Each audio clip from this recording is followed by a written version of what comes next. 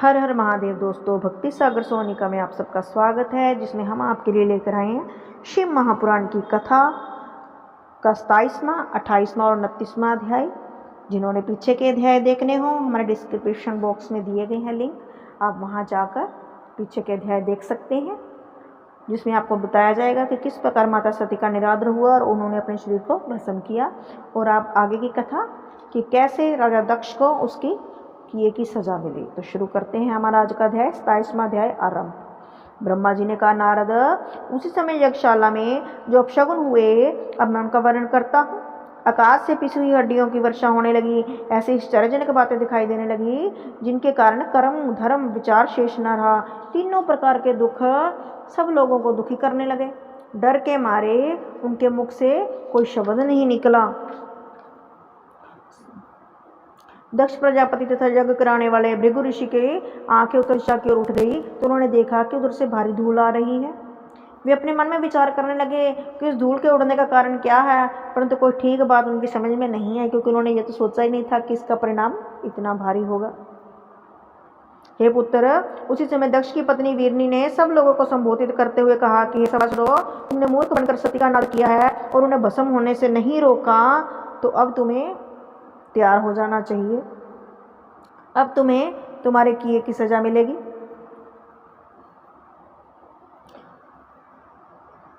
तो उन्होंने सती का घोर अपमान किया था। दक्ष प्रजापति ने शिव जी का घोर अपमान किया, सती की बहनों के सामने ही सती का तिरस्कार किया। यह सब पुत्र उसी के प्रतिफल है। शिव जी का शत्रु कभी भी आनंद नहीं पा सकता। वह कुछ समय के लिए ही अपने मन को प्रसन्न कर ले, परंतु अंत में उसे नरकगामी होना ही पड़ता है। तुम लोगों का अपने किए हुए पाप का अवश्य फल मिलेगा।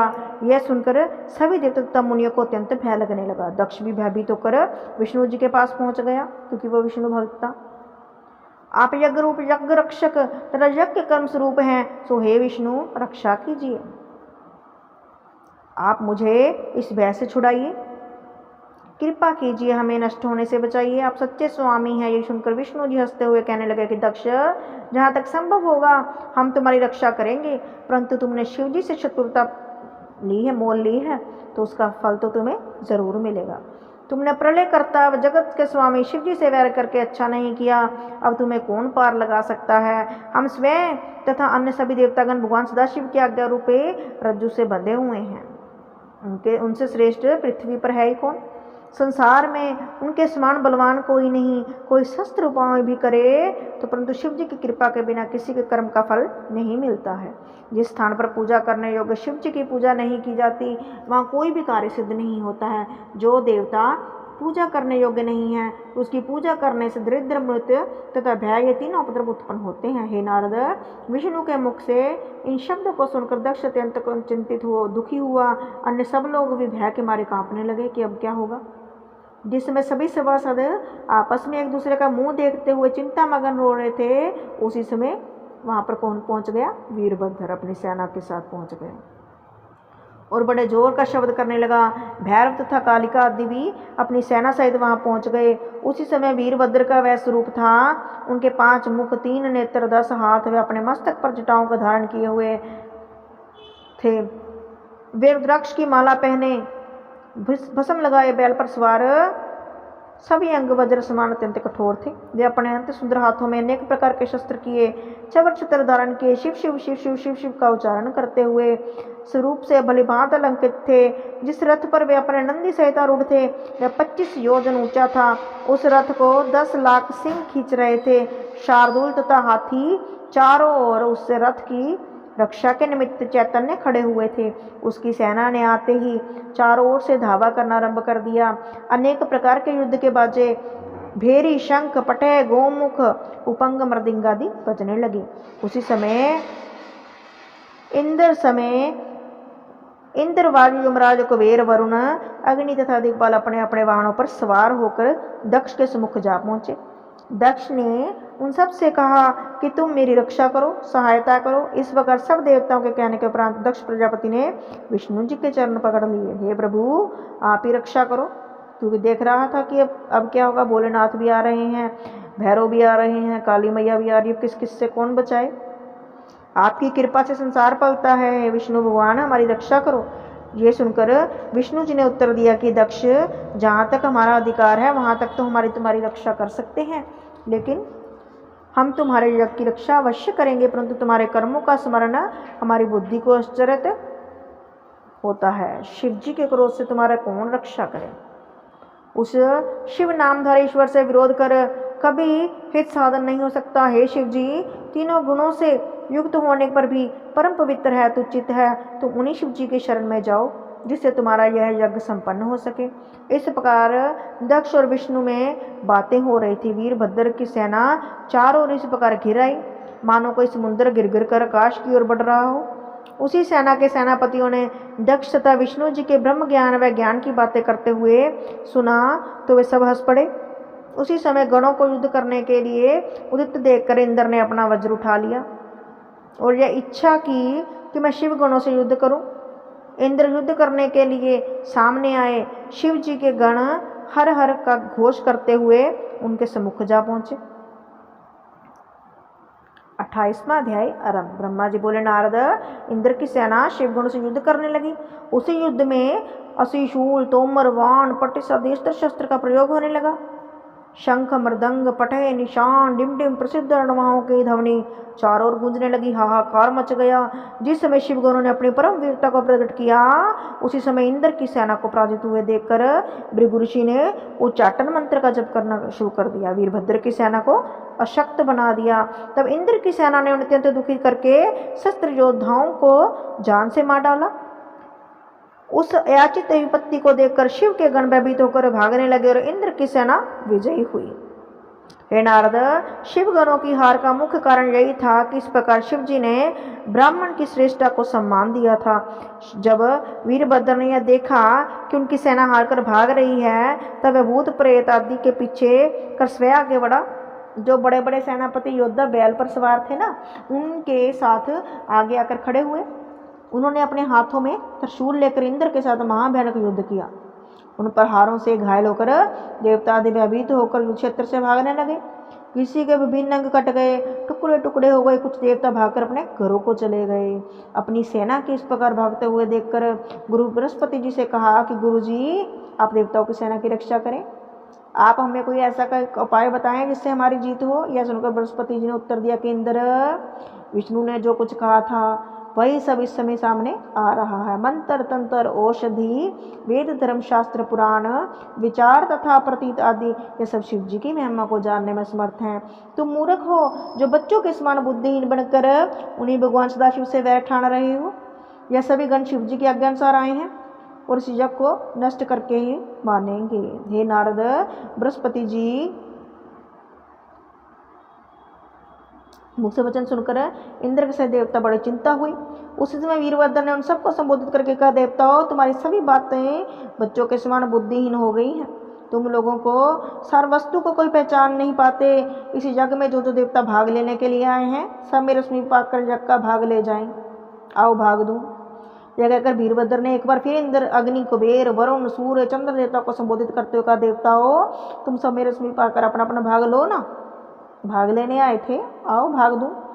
मैं तुम्हें सुख चक्र से प्रसन्न करूंगा कि तुम सदा के लिए भगवान शिव की महिमा का ज्ञान प्राप्त हो जाएगा, सदा शिव शिव भी करोगे। इतना कहकर वीरभद्र अद्र कुद्र होकर बाण वर्षा करने लगा। उनके तीक्ष्ण बाणों के प्रहार से इंद्र के शरीर को घायल कर दिया।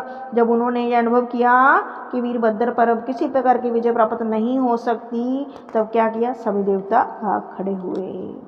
हे नारद, यह दृश्य देखकर सभी ऋषि मुनि भयभीत हो गए। विष्णु जी की शरण में गए, उन्हें प्रणाम किया। प्रणाम करके कहने लगे, प्रभु अब क्या करें। ऋषि मुनियों की प्रार्थना सुनकर विष्णु भी अपने अस्त्र शस्त्र लेकर युद्ध करने की इच्छा से वीरभद्र के सम्मुख जा खड़े हुए, क्योंकि जब सब लोग उनकी शरण में हैं तो भगवान को तो एक बार सुननी पड़ती है ना भगत के। हे विष्णु, तुम यहाँ किस लिए आए हो। वीरभद्र ने कहा, तुम दक्ष के रक्षक बनकर आए हो, प्रकाश को नष्ट कर देने पर क्यों तुले हुए हो। तुमने सबसे बड़ी गलती तो ये की कि इंद्र को साथ लेकर इस जग में आ गए। अब यदि तुम युद्ध करने के लिए आई हो तो स्मरण रखो कि शिव जी की जैसी आज्ञा होगी उसी प्रकार मैं तुम्हें भी अच्छी तरह तृप्त कर दूंगा, क्योंकि भगवान ने तो कहा है कि सबको नष्ट कर देना, अस्त व्यस्त कर देना। तो देख लो विष्णु, हे नारद, वीरभद्र के मुख से निकले हुए शब्द को सुनकर हंसते हुए विष्णु भगवान ने कहा, वीरभद्र, तुम शिव के गण हो और उनके द्वारा उत्पन्न हुए हो, पूजा किए जाने के योग्य हो। मैं शिव जी को त्याग कर दक्ष की सेना के निमित्त यहाँ इसीलिए आया जिसलिए आया हूँ, यह वृत्तांत तुमसे कहता हूँ। दक्ष मेरे परम भक्त हैं और उन्होंने मेरी बड़ी सेवा की है। जब उन्होंने मुझे यहाँ आने का निमंत्रण दिया तो उनकी भक्ति के मजबूत होकर मुझे आना पड़ा, क्योंकि यही धर्म है, क्योंकि मैं सदा अपने भक्तों के अधीन रहता हूँ। अब मैं तुम्हें अपनी शक्ति द्वारा इस स्थान से हटाने का प्रयत्न करता हूँ, इसलिए तुम भी उचित हो कि जिस कार्य के लिए यहाँ आए हो उसे संपन्न करो। जब तक तुम मुझे पराजित नहीं कर देते तब तक यज्ञ के समीप नहीं पहुँचोगे। हे नारद, यह सुनकर वीरभद्र ने विष्णु बनकर हंसते हुए कहा, हे विष्णु, आप में और शिव में कोई भेद नहीं, मैं तो आप दोनों का ही सेवक हूँ। जो मनुष्य आप में और शिव में भेद करते हैं उन्हें घोर दुख उठाना पड़ेगा। फिर भी मैं आपको यह बता देना चाहता हूँ कि मुझे भगवान शिव ने आज्ञा पालन करना है। यदि मैं आपको कोई कष्ट पहुँचाऊँ तो उसमें मेरा कोई दोष नहीं है, मुझे क्षमा करना। आप जानबूझकर भी अपने लोक को लौट कर नहीं गए और यहाँ मुझसे युद्ध करने के लिए प्रस्तुत हो गए हैं। अतः स्वयं मुझे यह बताएं कि अब मैं क्या करूं। वीरभद्र, तुम निश्चिंत होकर हमारे साथ युद्ध करो। विष्णु भगवान ने कहा, जब हम तुम्हें चोट से घायल होकर अपने लोक को लौट जाएं उसी समय तुम जो उचित हो वही करना। संसार ये तो नहीं कहेगा कि हमने अपने भक्त की रक्षा नहीं की। वीरभद्र ने हथियार उठाया। उसी समय युद्ध के बाजे बजने लगे। विष्णु ने भी शंख उठाकर संसार में हाहाकार मच गया। जो लोग युद्ध क्षेत्र से भाग गए थे वे फिर भी लौट आए। इंद्र और देवता विष्णु के साथ रहकर फिर से अपना पराक्रम का प्रदर्शन करने लगे। इस प्रकार घनघोर संग्राम हुआ। और अब आप देखेंगे भगवान विष्णु और वीरभद्र का युद्ध। असल में विष्णु और शिव में कोई अंतर नहीं है, लेकिन भक्त भगवान लीला करते हैं, इसीलिए उन्होंने दक्ष के पुकारने पर अपनी ड्यूटी निभाई और वीरभद्र से कह दिया कि तुम अपनी ड्यूटी करो, मैं अपनी ड्यूटी करता हूँ। तो देखते हैं 29वां अध्याय में आगे क्या हुआ। ब्रह्मा जी बोले, नारद, इंद्र के साथ नंदी ने यह युद्ध आरंभ कर दिया। यमराज तथा महाकाल एक दूसरे से युद्ध करने लगे। इस तरह से विभिन्न योद्धा एक दूसरे से युद्ध करने लगे। उसी समय इंद्र ने अपने हाथों से वज्र लेकर नंदी के ऊपर प्रहार कर दिया। नंदी ने कुद्र होकर अपने त्रिशूल को इंद्र के ऊपर चलाया। उस चोट से घायल होकर इंद्र पृथ्वी पर गिर पड़ा और मूर्छित हो गया। परंतु कुछ देर बाद जब होश आया तो युद्ध करने लगा। उधर अनल ने शक्ति की चोट द्वारा मुनिभद्र को घायल कर दिया। मुनिभद्र ने भी निर्भय होकर अपने त्रिशूल द्वारा उसका उत्तर दिया। इधर बड़े बड़े सेनापति परस्पर युद्ध करने में प्रवृत्त हुए। भैरव अत्यंत क्रोधित होकर योगिनियों के साथ ले देवताओं की सेना में घुस गए। सबको घायल करते हुए उनको अधीर पीने लगे। फिर उन्होंने अपने स्वरूप को ऐसा भयानक बनाया कि उसे देखकर अनेकों देवता युद्ध क्षेत्र से भाग खड़े हुए। जो देवता खड़े रहे वे उनके तेज तथा प्रकाश को देखकर भयभीत हो गए और भैरव भैरव पुकारने लगे। हे नारद, भैरव की भांति क्षेत्रपाल ने भी देवताओं की सेना के अंदर प्रविष्ट होकर उसे कष्ट देना आरंभ कर दिया।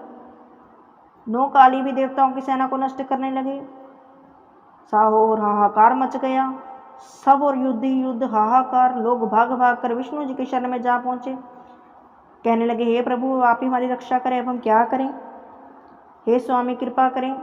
यह प्रार्थना करते ही भैरव क्षेत्र पर काली ने हमारी जो दुर्गति की उसका उचित उपाय करें। विष्णु जी ने जब देवताओं की इस दयानीय दशा को देखा और क्रोध में भरकर क्षेत्रपाल को और अपने चक्र छोड़ दिया। उस चक्र के तेज से संपूर्ण दिशाएं भस्म सी होने लगी। जब क्षेत्रपाल ने उस प्रज्वलित ज्योति को इस प्रकार अपनी ओर आते देखा तो उसने वह चक्र अपने मुख में डाल दिया। यह देखकर विष्णु जी ने क्षेत्रपाल को गाल पर अपनी गदा का प्रहार कर दिया, जिसके कारण वह मुंह के बल पृथ्वी पर गिर पड़ा। हे नारद, इस अवस्था को देखकर काली जी विष्णु के सम्मुख जा पहुंची। उन्हें देखकर विष्णु जी ने जितने बाण चलाए सब के सब वह खा गई। तब विष्णु जी ने अपने नंदक नामक खड़ग का प्रहार किया। उसे काली जी ने पकड़कर तोड़ डाला। यह दृश्य देखकर विष्णु जी ने काली के साथ युद्ध करना बंद कर दिया और भैरव के समीप पहुंच गए। विष्णु जी ने भैरव के ऊपर चक्र चलाया। भैरव ने उसे सहज ही काट दिया, गिरा दिया। तदुपरांत उन्होंने अपनी मृत्यु के समान भयानक बाणों द्वारा विष्णु जी पर प्रहार किया। विष्णु जी ने भी बाणों के बीचों में काटकर उसे निष्फल कर दिया। इस प्रकार विष्णु और भैरव के युद्ध बहुत देर तक चलता रहा। युद्ध को सब देवता अलग अलग खड़े देखते रहे कि अब कौन जीतेगा देखें। भैरव के क्रोध को इस प्रकार बढ़ता हुआ देखकर वीरभद्र दौड़ते हुए उनके पास जा पहुंचे और अनेक प्रकार की प्रशंसा करते हुए बोले, भैरव जी, आप ऐसा क्रोध ना करें, क्योंकि शिव जी ने इतनी कठिन आज्ञा नहीं दी कि विष्णु भी शिव जी के ही एक रूप हैं। सेवक को अपने स्वामी के विरुद्ध ऐसा व्यवहार नहीं करना चाहिए। सुनकर भैरव जी ने अपना त्रिशूल रोक लिया। तदुपरांत वीरभद्र स्वयं विष्णु से युद्ध करने लगे। हे नारद, जब विष्णु जी ने देखा कि वीरभद्र पर सहज ही विजय पाना संभव नहीं, तब उन्होंने योग माया द्वारा अपने ही समान असंख्य गणों को उत्पन्न किया। उन्होंने अपनी वाण वर्षा, शंख, दवनी, चक्र, शिवगणों को व्याकुल कर दिया। यह दशा देखकर वीरभद्र ने भगवान सदाशिव का ध्यान धरकर अपना त्रिशूल चलाया। उसी त्रिशूल के चलते ही विष्णु जी के गण भस्म हो गए, देखते देखते अदृश्य हो गए। यह दशा देखकर विष्णु ने अत्यंत क्रोध कर वीरभद्र को मार डालने की इच्छा से मस्तक पर अपनी गदा का एक कड़ा प्रहार किया। तब वीरभद्र ने उनकी मनोविलासा को जानते हुए अपना त्रिशूल उनकी छाती में मारकर उन्हें पृथ्वी पर गिरा दिया। विष्णु जी के इस प्रकार मूर्छित होकर पृथ्वी पर गिर जाने से चारों ओर हाहाकार मचने लगा और कुछ देर बाद विष्णु जी उठ खड़े हुए। वीरभद्र को मारने के लिए उन्होंने अपने चक्र को हाथ में उठा लिया। उसी समय विष्णु का स्वरूप अत्यंत भयानक हो गया। ऐसा प्रतीत होता कि अब प्रलय आएगी। हे नारद, वीरभद्र ने जब विष्णु के उस तेजस्वी स्वरूप को देखा तो मन ही मन भगवान सदाशिव के चरणों का ध्यान किया कि प्रभु अब क्या करूं, ये तो उल्टा हो गया, महादेव रक्षा करेंगे। इसमें शिव जी ने वीरभद्र को अभिधान देते हुए कहा कि शत्रु का परार सहन करने का समर्थ प्रदान किया। विष्णु जी भी पर्वत शिखर के समान निश्चय भाव से खड़े थे। सर्वप्रथम वीरभद्र ने अपने पवित्र बाणों द्वारा विष्णु के धनुष को 2 टुकड़े कर डाले। प्रबंधन मंत्र का त्याग कर जड़ता से मुक्त हो अपनी समर्थ्या को प्राप्त कर चुके थे। उसी समय का दृश्य देखकर मैंने ब्रह्मा ने विष्णु से कहा, प्रभु, होनहार किसी के मिटाए नहीं मिटते, ये होनी है, ये तो होकर रहेगी। यज्ञ की रक्षा करने में कोई कसर नहीं उठा रखी, परंतु उसका भाग्य ही इसमें विपरीत है। इसीलिए आप इस युद्ध में विजय प्राप्त नहीं कर सकेंगे। वीरभद्र इस यज्ञ को अवश्य नष्ट करके मानेगा। शिव जी के क्रोध के साथ ही उसका यह भी एक कारण है। दधीचि मुनि ने भी इस यज्ञ को नष्ट होने का शाप दिया है। यदि ब्राह्मणों के वाक्य को सत्य न माना जाए तो संपूर्ण सृष्टि छलीय विनास्तिक हो जाएगी। हमें ब्राह्मण के उस श्राप का भी तो मान रखना है। आप युद्ध करना बंद कर दें, जिसमें भगवान सदाशिव पुण्य कृपालु होंगे, जिसमें बिगड़े हुए सभी कार्य स्वयं बन जाएंगे।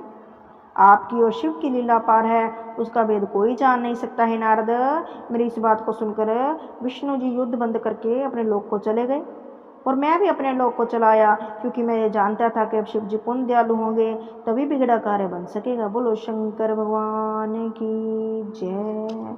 तो हमने सुना 26, 27, 28 और 29वां अध्याय, जिसमें कैसे वीरभद्र की विष्णु भगवान के साथ युद्ध हुआ, कैसे योगनियाँ आई, काली मैया आई, भैरव आए और लास्ट में भगवान विष्णु अपने लोक को चले गए, क्योंकि उन्हें पता था कि एक ब्राह्मण ने शाप दिया है, दधीचि मुनि ने शाप दिया है कि यह यज्ञ नष्ट होकर रहेगा, तो उस ब्राह्मण का मान भी हमें रखना होगा। ये सोचकर विष्णु भगवान अपने लोक को जाते हैं और उसके आगे क्या होता है ये देखने के लिए हमारे साथ बने रहिए। यदि आपको हमारी कथा अच्छी लगे तो लाइक, सब्सक्राइब और शेयर जरूर करें। कमेंट बॉक्स में जय श्री राधे, हर हर महादेव जरूर लिखें। धन्यवाद।